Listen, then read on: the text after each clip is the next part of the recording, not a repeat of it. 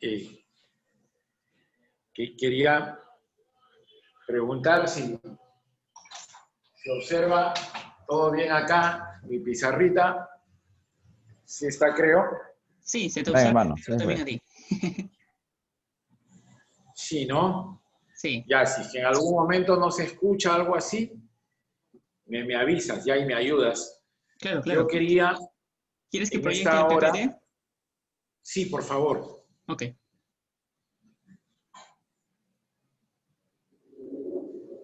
Yo quería en esta hora desarrollar el tema de la pérdida, ¿no?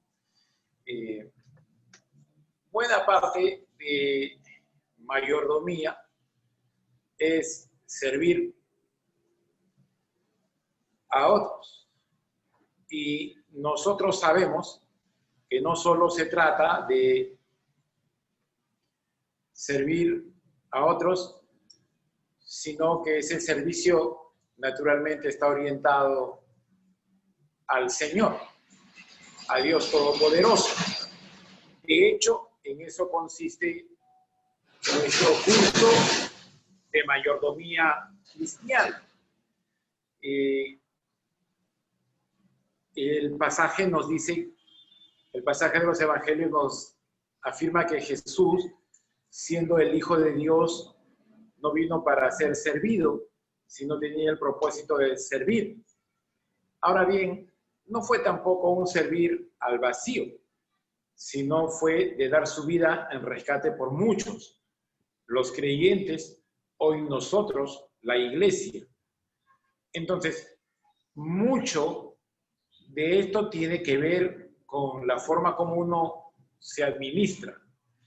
Mucho tiene que ver con la manera como uno se desempeña, como uno se desenvuelve. A veces uno pierde, uno pierde el rumbo, el enfoque, como notamos el último miércoles. Perder el enfoque, habíamos dicho, no solo es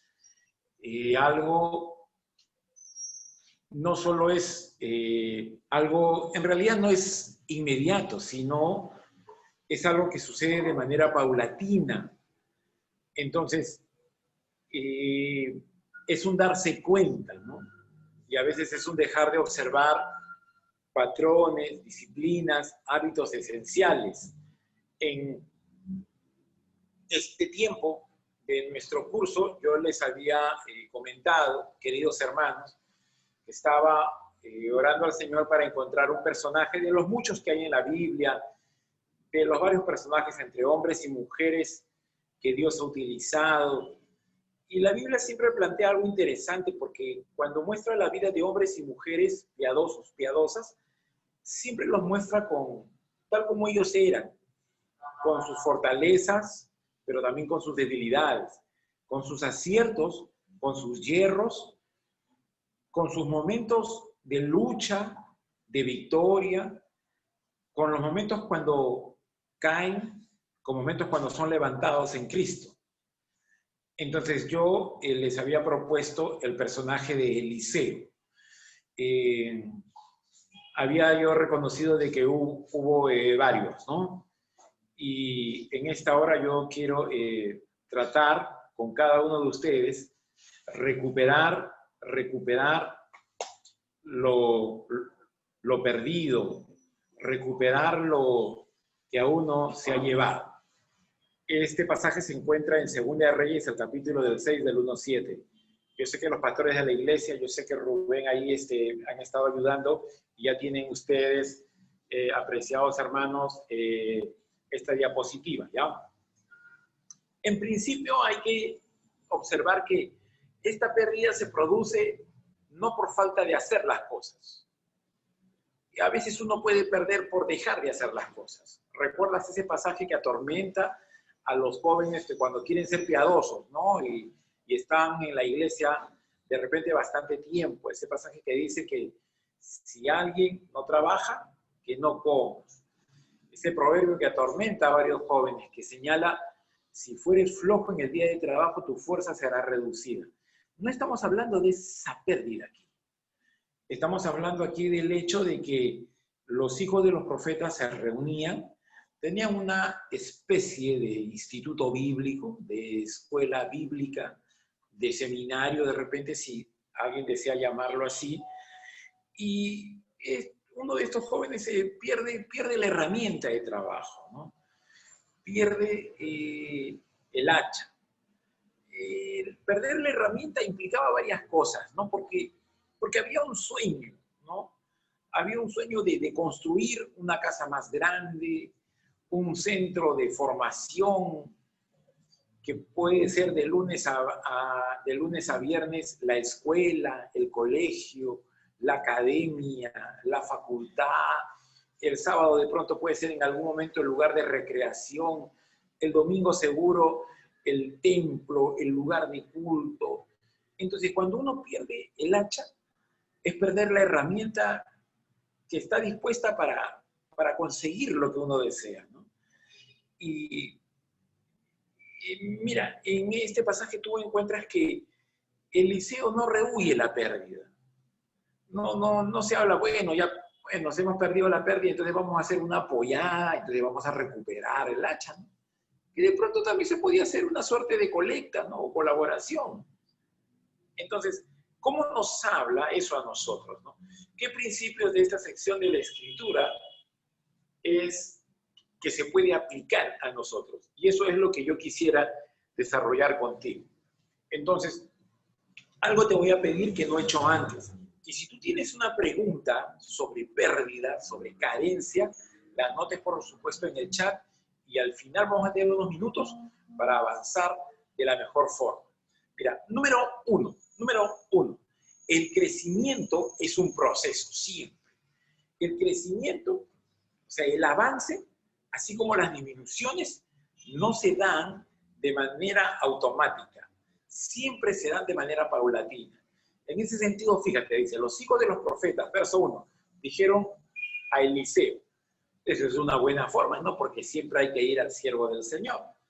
Dice, he aquí el lugar en que moramos nos es estrecho. Esa es una buena observación, ¿no? Es el lugar donde estamos nos es estrecho. En otras palabras, hemos crecido, hemos avanzado, Dios nos ha bendecido, estamos contentos. Cuando uno se casa, afirman varios, desea casa. Nace un hijo, nace la hija, nacen los hijos, ¿qué ocurre? Crecen, ¿no? Entonces, un cuarto, 2 cuartos, la casa se construye, la casa avanza.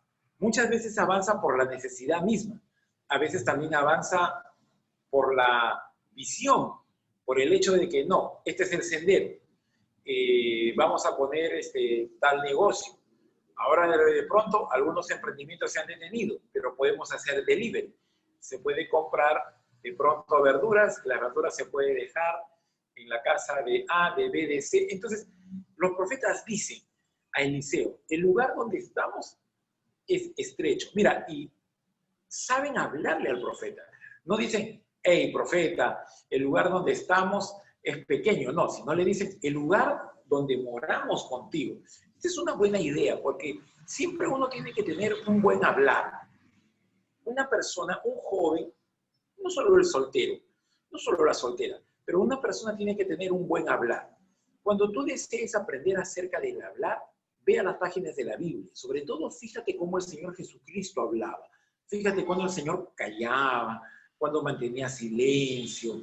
Fíjate los lugares donde el Señor visitaba, a quienes les decía algo, a quienes no les decía. Mira cómo ellos le hablan al profeta. Le dicen, hey, profeta, el lugar donde moramos contigo nos es estrecho. Ahora vamos a ir al Jordán. No, vamos ahora al Jordán y tomemos de allí cada uno una viga y hagamos allí lugar donde moremos, o sea, el lugar donde habitemos, ¿no? Este tema, entonces, tú tienes que fijarte que los hijos de los profetas van a la persona correcta. La necesidad genera visión. Alguien me ha dicho que el 90% de la visión es información. O sea, porque eso dicen, vamos a hablar al Jordán y tomemos de allí cada uno una viga. Mira, habla de un trabajo compartido. No dice, ya, a ver, lo más fuerte, lo más grande, lo que se levantaron tarde. No, todos vamos a tomar una viga. Entonces, ¿eso de qué habla? Habla de delegación de responsabilidades. La planificación siempre es resultado de esa visión. La mención cada uno, como se señala en esta lámina, hace mención del compromiso individual, hace mención de la responsabilidad colectiva. Esto nos habla a nosotros de que el crecimiento siempre es un proceso. Y cuánto mejor si podemos incluir ahí a los demás. Alguien ha señalado que tarea de muchos, responsabilidad de nadie. Entonces, hay que hacer una planificación de responsabilidades específicas. Dios mismo ha establecido las cosas con un orden. Si nosotros, por ejemplo, como creyentes, en instantes que no tenemos dinero, ¿qué tenemos que hacer? Voy a la casa de mi hermano, de mi hermana con plata, posiblemente eso puede ayudar de repente en algún momento. Tengo que pedirle al Señor fuentes de trabajo, ¿no? Fuerzas de trabajo para que se abra, para que disponga allí. Esto implica entender que crecer es un proceso. Crecer es un proceso. Es un buen punto para cada uno de nosotros. Y dijo uno, verso 3, te rogamos que vengas con tus siervos. ¿Por qué dijo eso? Porque el profeta dijo, andad, ¿no? O sea, ustedes.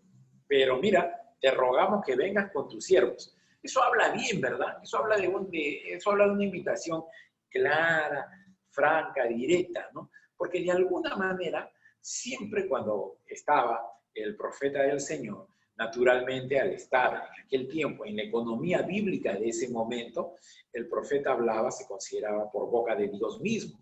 Al estar el profeta, de alguna forma los hijos de los profetas se aseguran que está, por así decirlo, el mensajero del Señor, el edecán del Señor, ¿no? El embajador del Señor. Entonces ellos le dicen, mira, sí, es cierto, nos has dicho andad, pero nosotros te rogamos que vengas con tus siervos. Y el profeta dijo, yo iré. En efecto, fue con ellos y cuando llegaron al Jordán, cortaron la madera. Mira, todo está en orden. ¿Ah? ¿Por qué fueron al Jordán? El río, corrientes de agua, árboles, madera, columnas para la casa, construcción.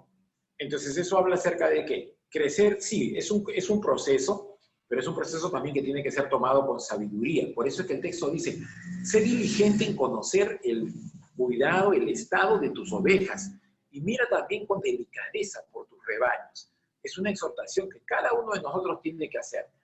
Cuando tú estés delante del Señor, Dios mismo te va a hacer preguntas acerca de qué hiciste con los dones que Dios te dio. ¿Qué hiciste con las potencialidades de vida que Dios te entregó? Me va a hacer preguntas a mí acerca de qué fue con aquellos dones, aquellos talentos que Dios dispuso para mi vida. ¿Qué ejercicio les di?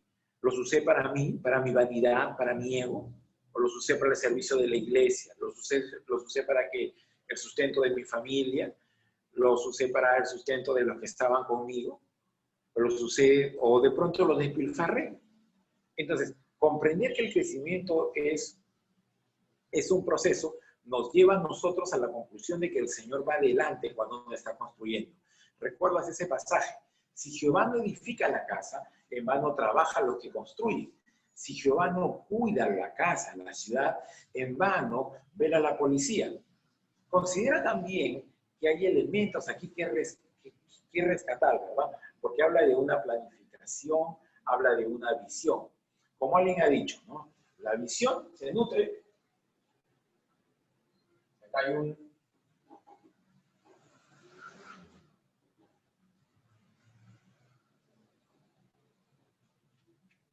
La planificación nutre a la visión. Aquí está el tema, por supuesto, de la información. Además está el tema de la necesidad. Esto es lo normal. Otros van a presentar este esquema al revés. Siempre van a presentar primero como la persona que se da cuenta de que, mira, falta algo aquí. Entonces, es un buen proceso. Es una buena pauta para nosotros, el entender que crecer, que la idea de aspirar hacia situaciones mejores es totalmente lícito para nosotros. ¿Qué sucede acá? No solamente hubo una planificación, no solamente hubo un crecimiento, sino que mira, el trabajo fue cuidadoso. Una cosa es yo hago los planes, otra cosa es yo trabajo. Yo puedo tener los mejores planes, pero puedo ser negligente en el trabajo. Punto 2, entonces, trabaja cuidadosamente. La palabra clave aquí es cuidadosamente. Porque mira lo que dice el pasaje. Dice el verso siguiente, dice, y aconteció que mientras uno derribaba un árbol, se le cayó el hacha. Se le cayó el hacha. ¿Qué significa esto? ¿Qué significa que mientras uno derribaba un árbol, se le cayó el hacha? ¿Qué quiere decir aquí? Primero, nuevamente, no es cualquier pérdida, es una pérdida en el trabajo, es un accidente de trabajo. Algunas compañías aseguradoras el día de hoy nos dirían que, bueno, es una pérdida en el trabajo, tiene que haber entonces, ¿qué cosa? Tiene que haber entonces una respuesta, tiene que haber entonces se tiene que resarcir, pero tiene que haber una responsabilidad. Mira, el hacha pudo haber herido incluso a algún compañero, como habíamos mencionado ahí en una cita de Deuteronomio, lo cual sugiere que había cuidado al trabajar. O sea, gracias a Dios, el hacha no dañó a nadie, sino que cayó al agua. Porque uno tiene en verdad que trabajar pues con cuidado, ¿no? Uno tiene que trabajar con cuidado. Y esto es algo donde yo quiero enfatizar sobre todo a los varones adultos lo siguiente, ¿no? Mira, yo escuché esto, les digo, queridos siervos del Señor, les digo de todo corazón, que llegado un momento, al enemigo, por ejemplo, lo que le interesa, no es que nosotros no sirvamos al Señor, porque Él no puede evitar eso.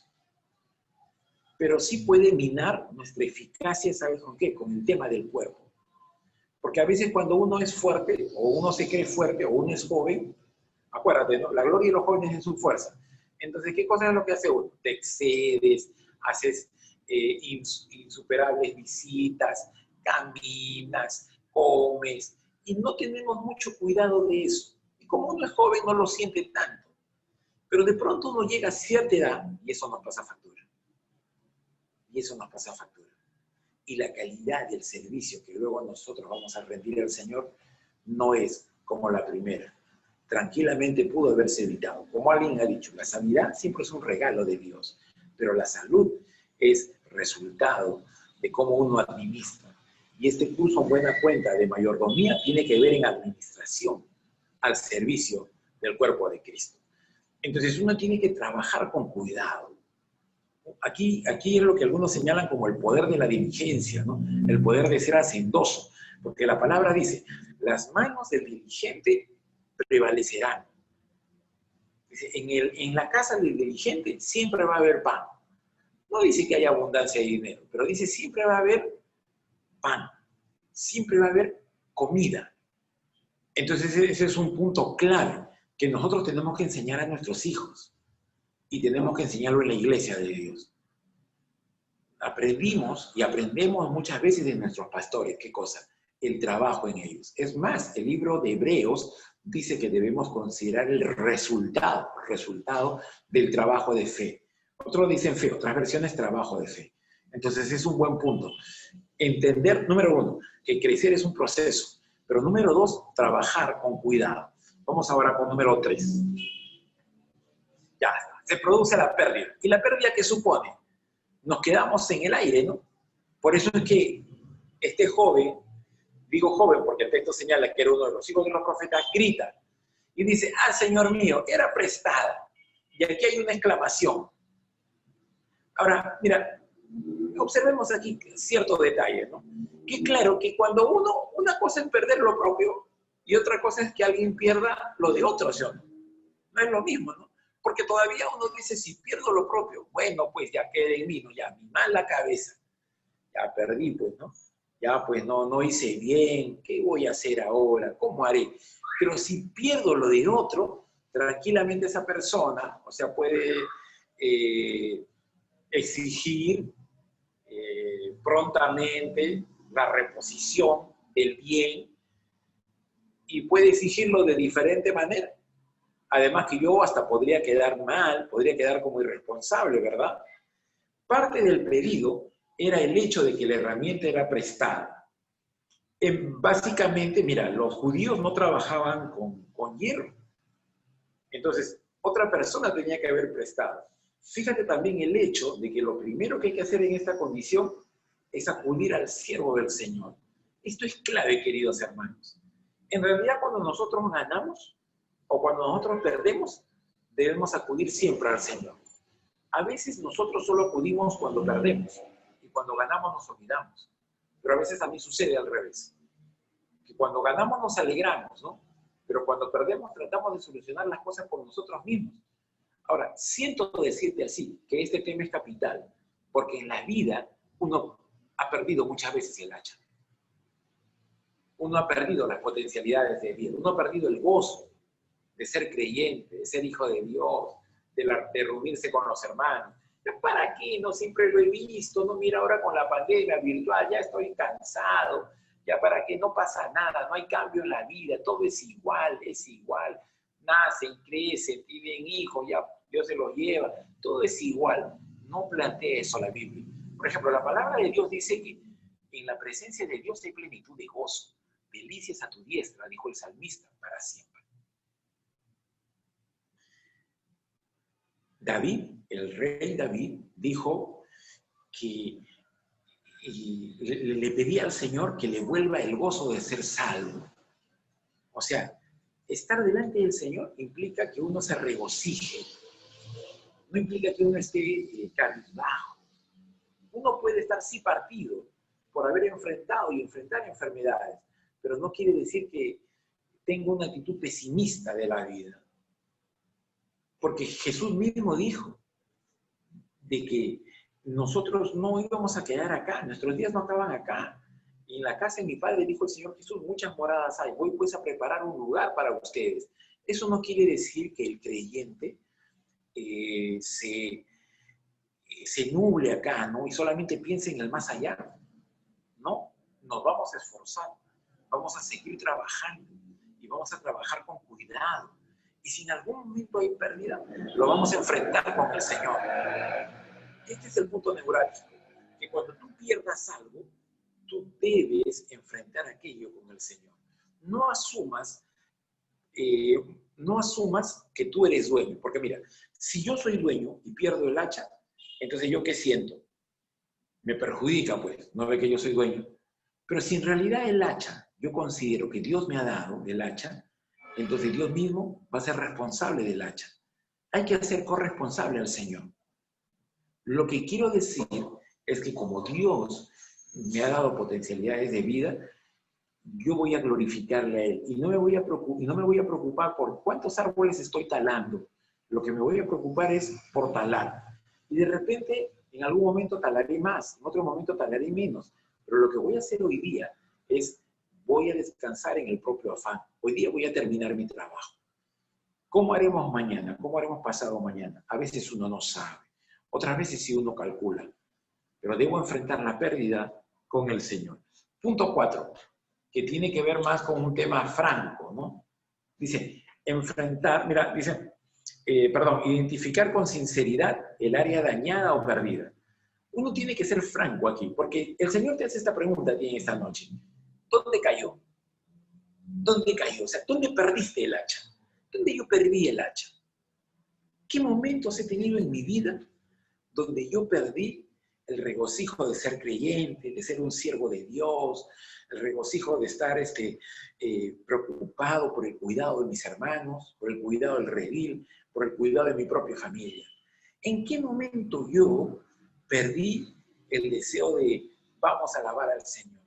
¿En qué momento perdí el deseo de vamos a trabajar con fuerza, con intensidad, vamos a planificar, vamos bueno, ya, pues ya, ¿para qué hacer presupuesto? ¿Para qué hacer una mención de cuánto gano, cuánto recibo, cuánto gasto? Si al final es igual, si nada de esto cambia, si nada de esto, o sea, tú tienes que ser sincero, porque el varón de Dios te está preguntando, ¿dónde cayó?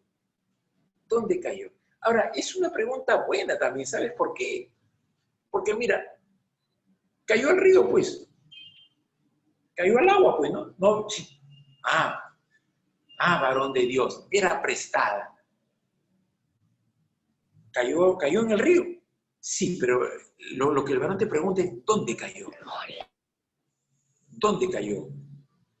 Esta es la pregunta central del pasaje. Uno tiene que saber cuándo y dónde perdió la herramienta que te permitió crecer en Cristo. Tienes que conocer qué ha hecho que no contemos más el hacha. ¿Cuáles son esas aguas turbias, por así decirlo, del Jordán? Que no permiten ver. Ahora, mira, fíjate que el profeta no deja solo al joven. O sea, el profeta no es que el joven dijo, Señor, era prestada. Entonces el profeta se quedó callado. El profeta dijo, bueno, vamos a ver cómo hacemos. No, le preguntó, ¿dónde cayó? O sea, fíjate que cuando el joven dice, Señor, era prestada, entonces el profeta se quedó callado. No, el profeta sabe lo que hace. Coloca en el joven siempre la respuesta. ¿Dónde cayó? Entonces, ¿qué hace el joven? El joven le mostró el lugar. Entonces, esto es importante, que tú tienes que saber en qué lugar. Tú tienes que saber en qué lugar. ¿Por qué te digo esto? Porque cuando uno se preocupa, cuando uno está tenso, uno no recuerda el lugar. ¿Me escuchaste? La preocupación nos nubla. La preocupación hace que uno no pueda estar certero acerca de algo. Ahora, esto también habla, ¿sabes qué? Que uno tiene que trabajar en equipo. Y tu primer equipo siempre es la familia. Hace 2 miércoles estábamos hablando del tema de cómo salir de las deudas, cómo ser libre de las deudas. Y yo quiero contarte algo. Un momento yo me presenté para trabajar en el Estado, en una consultoría, ¿ya? Y yo tenía mucho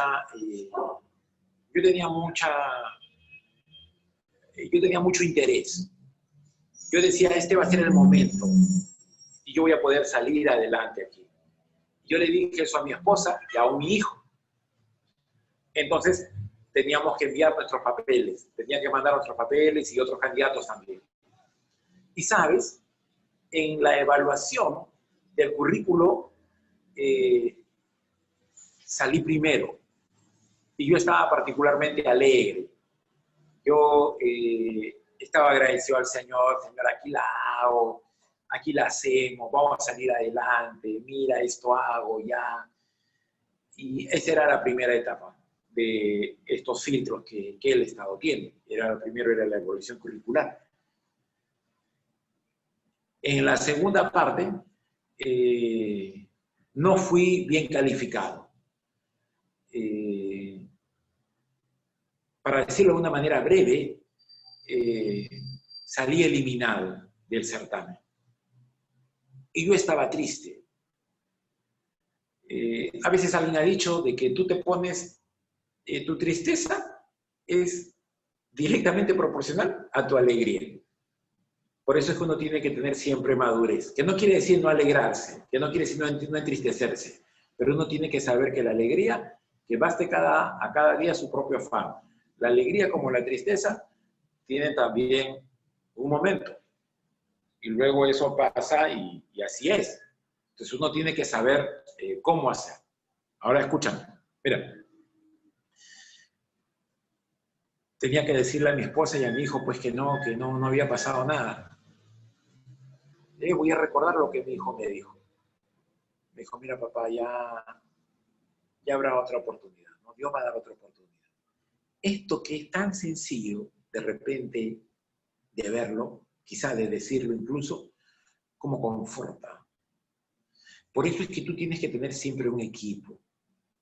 Tú tienes que tener a tu familia. Tú tienes por eso tu iglesia, tu ministerio. Tú no estás solo. Aún tú puedes ser soltero o soltera, pero tú tienes que tener la humildad de saberte siempre ubicar en un equipo, en una familia del Señor. Por eso es clave. Dice, y Él le mostró el lugar.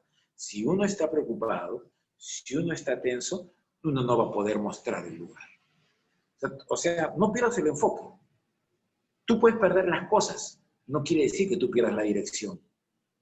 Tú puedes perder hasta el dinero, hasta el tiempo, que es más bravo, pero no quiere decir por eso que tú vayas a perder la visión de servir al Señor, de honrarle a Él en todo tiempo, de ser siempre un hombre de verdad. Número 5. Mira lo que dice aquí. Dice, espera la intervención divina. Ahora, yo reconozco que estaba luchando en mi interior cuando hice esto. ¿Por qué? Porque mira lo que hace el profeta, dice. Entonces cortó él un palo y lo echó allí e hizo flotar el hierro. Ahora pregunta, ¿quién corta el palo? Bueno, la idea es que es el profeta, ¿verdad? O sea, el joven lo que hace, señala el lugar. Entonces cortó él un palo y lo echó allí e hizo flotar el hierro. Ahora, vamos aquí con varios puntos. Bueno, en principio, la madera del palo es también una referencia a la cruz de Jesús, ¿no? Jesús salva primero lo que se ha perdido. Y primero lo que se ha perdido no son las cosas. Lo primero que se perdió siempre fue el alma nuestra, ¿no? Por eso la Escritura dice que la paga del pecado es muerte. Cuando nuestros hijos tengan pérdidas, lo primero que nosotros tenemos que decirles a ellos es, mira, hubo alguien que perdió más. Yo perdí más. Por ejemplo, estaba en condenación, pero Jesús me salvó. Lo que quiero decirte es que tú tienes que presentar el plan de salvación a tus hijos. Tú tienes que presentar el plan de salvación en tu casa. Sí, mayordomía es servir a los demás. Vamos a empezar eso en el hogar. A veces sobrecargamos las responsabilidades a la iglesia y pasamos por alto nuestra propia responsabilidad en la casa. Pero dice el texto que el profeta corta un palo, lo echa allí y hace flotar el hierro. Ahora, esto es un milagro porque obviamente el hierro es más pesado que la madera. Entonces no podría ser así. Pero es interesante que el pasaje dice, lo echó allí. ¿Dónde es allí? No es en el río, ¿sí? Aunque quede en el río, es en el lugar donde el joven dijo, ahí perdí, ahí perdí. Es importante esto porque el Señor restaura, o sea, el Señor perdona. El perdón es, mira, este impasse que has tenido, no lo considero más. Pero además de eso te restaura la posición anterior. O sea, da una oportunidad. Ahora, yo me he preguntado mucho acerca de lo siguiente, mira, te cuento. ¿Y si el hacha estaba más allá?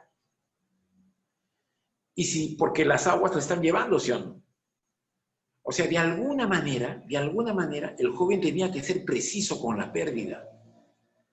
Pero yo digo, siempre las aguas del río tienen más fuerza que el hierro del hacha, porque el hierro del hacha no deja de ser un solo objeto. Pudiera haber sido casi imposible. Entonces, ahí es donde opera el Señor. Esa es la intervención divina. La intervención divina es que el Señor te va a llevar al lugar. Que tú puedas hacer que no recuerdes exactamente. Pero Dios ve el corazón. ¿En qué sentido? En el sentido de que si tú en esta noche, quizás solo por algunos segundos, el Espíritu de Dios, por ejemplo, te habló acerca de que tú te des cuenta de en qué momento perdiste el hacha, en qué momento perdiste tu herramienta, en qué momento tú perdiste tu gozo. O sea, si Dios te ayudará a ti si tú estás dispuesto.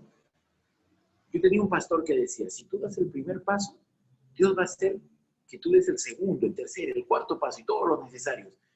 Pero es necesario que tú des el primer paso. Que tú mires el río y tú digas, ahí. Porque a veces uno ya no mira. A veces uno llora solamente y está cabizbajo. Y no puedes ver el río. O sea, el río hay que seguirlo viendo. Me gusta ese pasaje de Jueces 8:4 que dice, cansados, pero todavía persiguiendo. Voy a repetirlo una vez más. Cansados, pero todavía persiguiendo. No porque uno esté cansado, quiere decir que uno no deje de hacer lo que tiene que hacer.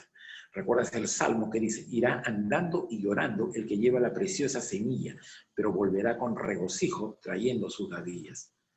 Este punto es capital porque sí, el profeta va a cortar un palo y va a echar allí y va a hacer flotar el hierro. Pero incluso, mira, no dice que el hacha regresó a las manos del joven. No dice eso, ¿sí o no? Mira, número 6. Dice, y dijo, tómalo. Perdón, verso 7. Y dijo, tómalo. Y él extendió la mano y lo tomó. Entonces hemos puesto aquí, acepta con fe la provisión del Señor. Tómalo. Tómalo, ¿qué cosa es? ¿A qué se refería con tómalo? O sea, el hacha flota, pero él no estaba en el río, si no se hubiera hundido, pues, ¿no? Él tenía que acercarse al río, tenía que mojarse, primero tenía que, yo me imagino, inclinarse, entrar al río, me imagino que las ropas, pues, habrá que tener cuidado, ¿no? Y tomar el hacha. La promesa de Dios es que el hacha te va a esperar, pero igual tú vas a tener que sumergirte, igual tú vas a tener que enfrentar. En Cristo uno puede recuperar lo perdido, pero no quiere decir, mira, eso muchas veces no significa que el hacha va a caer en tu mano, o sea, va a regresar del río a tu mano, a mi mano, sino que igual uno va a tener que extender la mano, uno va a tener que ir. Lo que Él te va a decir es, tómalo, tómalo, tómalo. Entonces uno va a tener que extender la mano. O sea, sí, la fe hace que mueve, como alguien ha dicho, la mano del Señor, ¿no? El Señor lo que mira es fe. Recuerda eso siempre, varón. Algunas personas creen que mayordomía es exclusivamente cuánto servimos. Si colaboramos, si limpiamos, si planificamos, si agendamos. Ahora, eso está bien. No es que eso esté mal. Recuerda las admoniciones que el Señor en Apocalipsis 2 y 3 están escritas, ¿verdad? A los pastores de las iglesias, a las iglesias. Yo conozco tus obras y tu arduo trabajo, pero el Señor va más allá del trabajo. El Señor va al corazón, porque se puede planificar mucho y tener el corazón en otro lado. Se puede tener muchas horas de gabinete, de oficina, de visitación, ahora de WhatsApp, pero se puede también tener el corazón en la tierra. Entonces tú tienes que observar aquello. ¿Por qué te digo esto? Porque siempre hay una parte que realizar en la obra del crecimiento del carácter del Hijo de Dios. Como decimos aquí, el extender la mano es avanzar en fe hacia lo que Dios quiere de cada uno. Efesios 2:10 habla de creados en Cristo para buenas obras. Tesalonicenses, 1 Tesalonicenses 4:3 habla de la voluntad de Dios en vuestra santificación. El tomar esa apropiación personal y diaria de los recursos de fe. Quisiera cerrar yo con esto. ¿Qué es lo que mira el Señor? El Señor siempre mira la fe, que es algo más allá de las obras. Para obrar se necesita, cuando hay fe, hay obras. Voy a decirlo una vez más. Cuando hay fe, hay obras.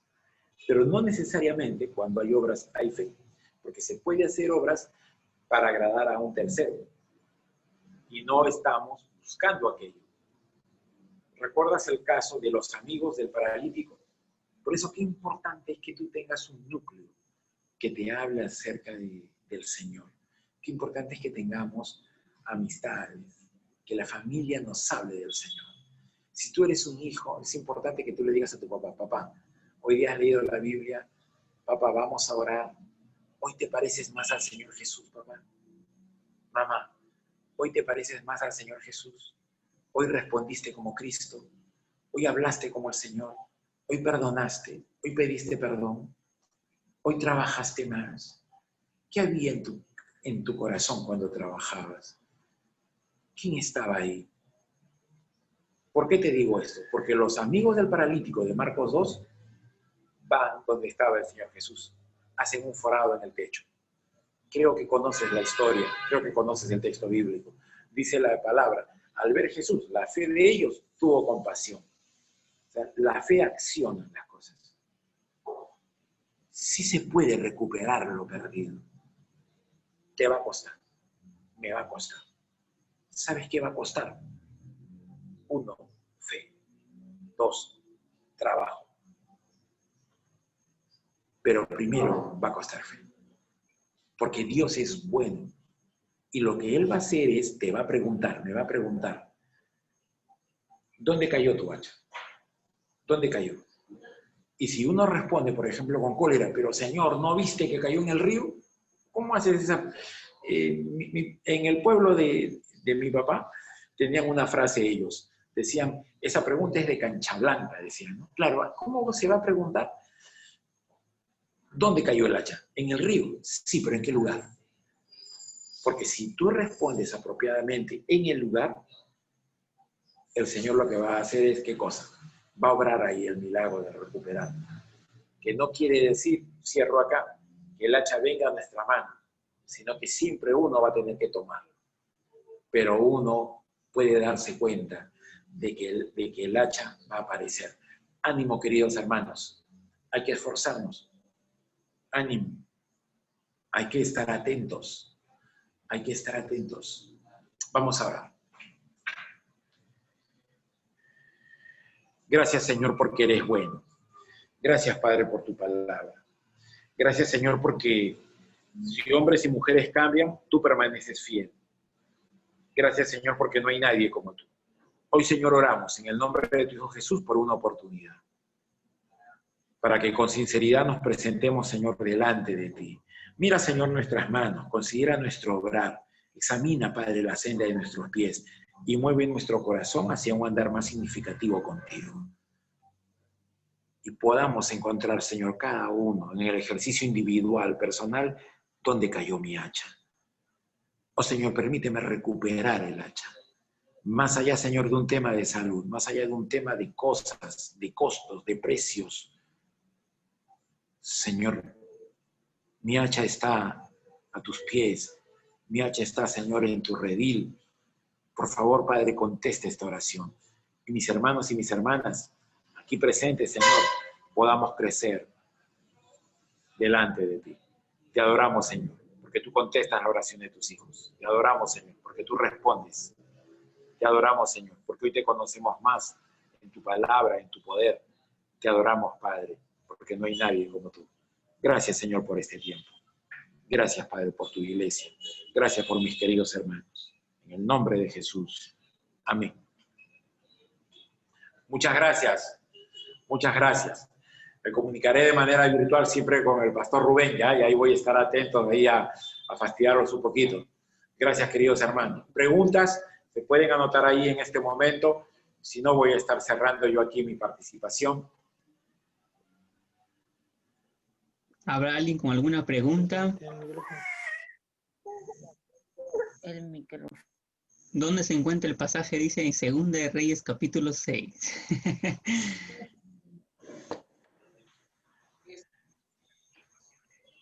Bien, si no, también pueden guardar la pregunta para otra ocasión, pero... Muy bien. Parece que nadie tiene alguna pregunta, hermano Miguel. Nos estaremos viendo entonces el otro miércoles. Quedamos. Gracias por su atención. Fuerte abrazo para Gracias, ustedes. pastor. Bendiciones, Bendiciones. amados.